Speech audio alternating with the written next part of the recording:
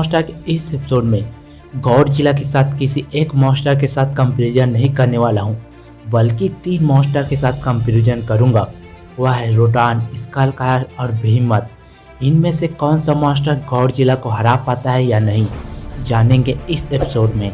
तो बिना किसी देरी के चलो स्टार्ट करते हैं।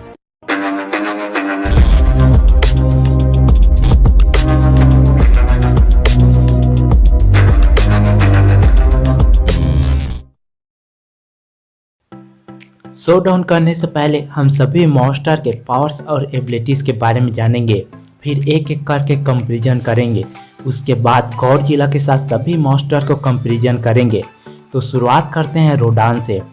तो रोडान एक बड़े पंखों वाला टाइटन है जो गरुड़ पक्षी की तरह दिखता है। रोडान को फायर डीमन भी कहते हैं क्योंकि वह ज्वालामुखी के अंदर सर्वाइव कर सकता है और उसके पंखों से लावा निकलता रहता है। रोडान को ज्वालामुखी के अंदर ढूंढा गया था, तब वह निष्क्रिय अवस्था में था, लेकिन किंग गिदरा के अल्फा काल के बाद वह जाग गया था। अगर बात करते हैं रोडान के स्ट्रेंथ की, तो उसके स्ट्रेंथ का अंदाजा इसी बात से लगा सकते हैं कि किंग गिदरा और मोथरा से फाइट करने के बाद भी रोडान को कुछ नहीं हुआ था। रोडान अपने चोंच, पंख और नाखून का इस्तेमाल करता है लड़ने के लिए, जिससे कि उसने कई फाइटर जेट्स को डिस्ट्रॉय कर दिया था। रोडान के बहुत बड़े पंख है, जिसकी वजह से वह सुपरसोनिक की रफ्तार से उड़ सकता है। यहाँ तक कि रोडान द्वारा सिटी के ऊपर उड़ने से साइक्लोन ड्रिफ्ट स्ट्रीम बनता है, जिससे कि वह सिटी के ऊपर उड़कर पूरे सिटी को तबाह कर सकता है। अगर बात करते हैं रोडान की ड्यूरेबिलिटी की, तो उसके ड्यूरेबिलिटी का अंदाजा इसी बात से लगा सकते हैं कि वह ज्वालामुखी के अंदर जिंदा रह सकता है और उसे किंग गिदरा द्वारा ग्रेविटी बीम से हमला करने पर कुछ नहीं हुआ था और मोथरा द्वारा चोट पहुंचाने के बाद भी ठीक हो गया था। इसके अलावा रोडान के पास एडवांस स्टेमिना भी है और उसके बॉडी से लावा निकलता रहता है जो उसके अपोनेंट को भी जला सकता है। अब बात करते हैं स्कल क्रॉलर की। तो स्कल क्रॉलर छिपकली जैसा दिखने वाला 2 पैर वाला जीव है जो जमीन के अंदर रहता है और अपने भूख मिटाने के लिए बाहर आकर शिकार करता है। स्कल क्रॉलर स्कल आइलैंड में पाए जाने सबसे खतरनाक प्रजाति है, जिसका स्नेक जैसा पूंछ और बहुत ही बड़ा जीभ होता है। स्कल क्रॉलर का बहुत ही बड़ा पूंछ है, जिसकी मदद से वह किसी भी जीव को पकड़कर फेंक सकता है। कॉन्ग का साइज बहुत बड़ा होने पर भी उसे दूर फेंक दिया था। स्कल क्रॉलर का जीभ लंबा है जो दूसरे जीव को पकड़कर तुरंत निकल सकता है। स्कल क्रॉलर के जबड़े बहुत मजबूत है और रेजा शार्प तीत है, जिसकी मदद से वह किसी भी जीव को काटकर तुरंत निकल सकता है। स्कल क्रॉलर का बॉडी ड्यूरेबल भी है, जिससे कि उसे गन फायर से ज़्यादा कुछ फर्क नहीं पड़ रहा था। उसके शरीर जमीन के अंदर रहने के लिए बना है, जो ज़्यादा टेम्परेचर में भी सर्वाइव कर सकता है। स्कल क्रॉलर का साइज जितना बड़ा है उतना ही फास्ट और फुर्तीला है, जो कॉन्ग पर भारी पड़ रहा था। इसके अलावा स्कल क्रॉलर की एक बात जो उसे दूसरे मॉन्स्टर से अलग बनाती है, वह है इंटेलिजेंस। जब एक सोल्जर के सुसाइड मिशन द्वारा ग्रेनेड से मारना चाहता था, तब स्कल क्रॉलर ने उसे पूंछ से मार दूर फेंक दिया था। और एक है गॉडजिला का विशालकाय अपोनेंट टाइटेनस बेहेमोथ। बेहेमोथ दिखा था Godzilla the king of the monster में, जो किंग गिदरा के अल्फा काल के बाद बाहर आ गया था। बेहेमोथ प्रेहिस्टोरिक मैमल्स की तरह दिखने वाला टाइटन है। उसकी बॉडी एक बड़े एप की तरह होती है, जिसके 2 बड़े आगे के हाथ होते हैं और पीछे के 2 बड़े पैर होते हैं, जिस 4 लिम्ब की मदद से वह एप की तरह चलता भी है। उसके 2 बड़े दांत होते हैं और बॉडी लाइट ब्राउन रंग के छाल से ढका होता है। अगर बात करते हैं बेहेमोथ के पावर्स और एबिलिटीज की, तो उसके पास है ग्रेट स्ट्रेंथ। बेहेमोथ बहुत बड़ा है और स्ट्रॉन्ग है, जो उसके बॉडी से टकराने पर बड़े से बड़े बिल्डिंग डिस्ट्रॉय हो जाते हैं। उसका स्टेमिना भी बहुत ज़्यादा है, जो मुई में बोस्टान से चलकर न्यूयॉर्क तक जाता है। बेहेमोथ ड्यूरेबल भी है, जिसे मानव के हथियार से ज़्यादा फर्क नहीं पड़ता है। उसके बॉडी की छाल अग्निरोधक है, जो उसे ज़्यादा टेम्परेचर से बचाती भी है। बेहेमोथ के आगे में पैर जैसा दिखने वाले हाथ है, जो उसे फाइट करने में मदद करते हैं। वह अपने पीछे के दोनों पैर से खड़े होकर अटैक कर सकता है। बेहेमोथ के 2 दांत हथियार की तरह है, जिससे वह बिल्डिंग को डिस्ट्रॉय कर सकता है और अपने अपोनेंट को चोट पहुंचा सकता है।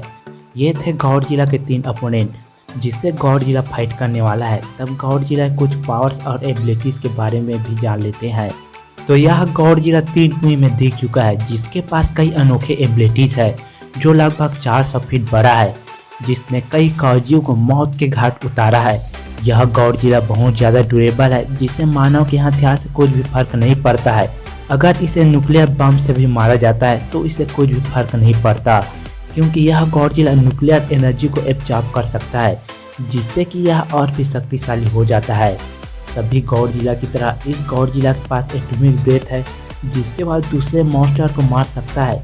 इससे उसने फीमेल मीटो को मार दिया था। यह एटॉमिक ब्रेथ और भी शक्तिशाली हो गया जब इसे न्यूक्लियर बम की मदद से बचाया गया।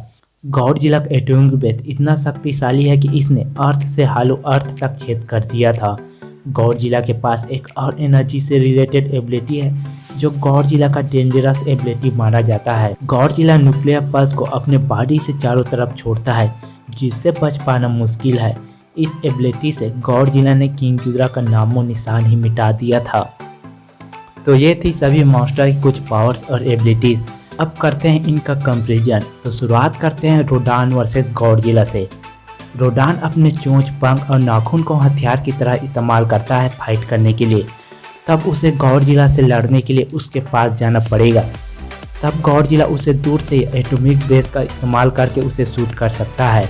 रोडान गॉडजिला के बिना पास जाए उसे चोट भी नहीं पहुंचा सकता, जबकि गॉडजिला उसे दूर से ही अपने एटॉमिक ब्रेथ से हिट कर सकता है और न्यूक्लियर पल्स से भी मार सकता है।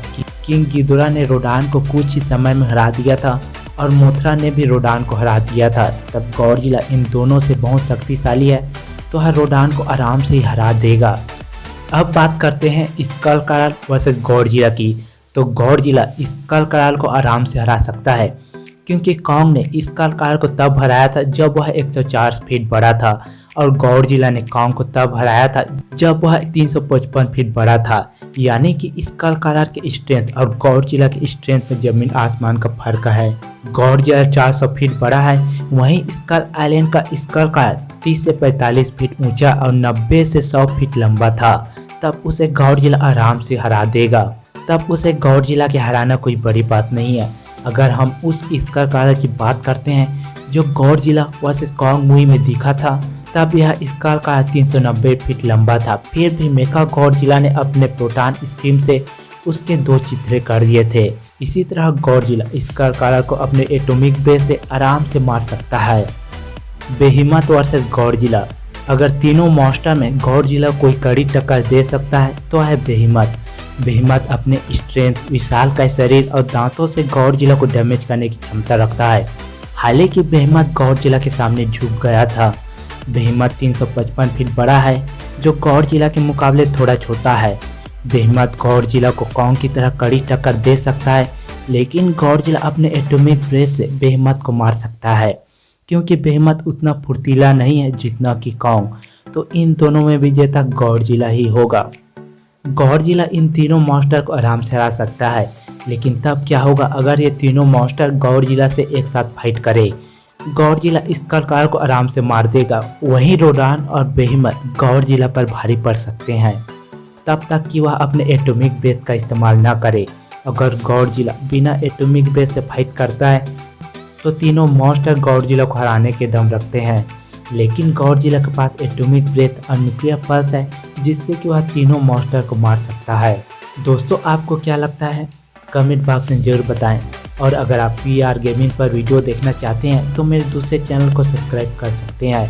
और लास्ट में अगर आपको यह वीडियो पसंद आए तो वीडियो को लाइक करें, चैनल को सब्सक्राइब करें और ज़्यादा से ज़्यादा शेयर करें। तो मिलते हैं अगले वीडियो में, तब तक के लिए गुड बाय।